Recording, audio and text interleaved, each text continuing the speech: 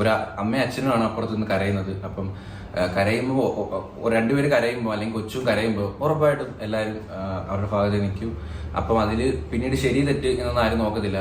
ഞാൻ അമ്മയെ അച്ഛനെ കരയിച്ചു, അതുകൊണ്ട് ഞാൻ തെറ്റുകാരനായെന്നില്ല.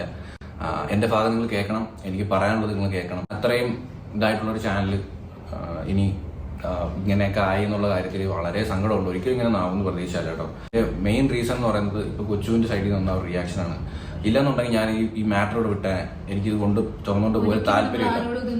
ഞാൻ നിങ്ങൾക്കറിയാം, ആ വീഡിയോയിൽ ഞാൻ അവരാരും കുറ്റപ്പെടുത്തിയിട്ടില്ല. എനിക്ക് അഡ്രസ്സിൽ എന്നുള്ള കാര്യം പറയുന്നു, അത് സത്യമാണ്. അതിലിപ്പോഴും ഞാൻ ഉറച്ചു നിൽക്കുന്നു. ബർത്ത് സർട്ടിഫിക്കറ്റിൽ ഏത് അഡ്രസ്സ് വെക്കും എന്ന് എന്നോട് ചോദിച്ച് കരഞ്ഞ ടൈമിൽ ഞാൻ പറഞ്ഞു, ഏട്ടന്റെ അഡ്രസ്സ് വേ, അല്ലാതെ നമുക്ക് വേറെ ഓപ്ഷൻ ഇല്ല. ആ ഒരു അവസ്ഥ നിങ്ങളോട് പറഞ്ഞതാണ്, അല്ലാതെ കുഞ്ഞിന്റെ അഡ്രസ്സ് അത് തന്നെയാണ് വെച്ചത്. കാരണം ഞാൻ പറയിച്ചു, കാരണം നമുക്ക് ഒരു അഡ്രസ് ഇല്ല, അതിനെ വെപ്പിച്ചതാണ്. ഇങ്ങനെ ഒരു വീഡിയോ എന്നെ നേരെ വിടുമെന്ന് ഞാൻ സ്വപ്നത്തിൽ പോലും വിചാരിച്ചില്ല. കാരണം ഞാൻ വീഡിയോ ചെയ്തതിന് ശേഷവും എന്നെ കൊച്ചു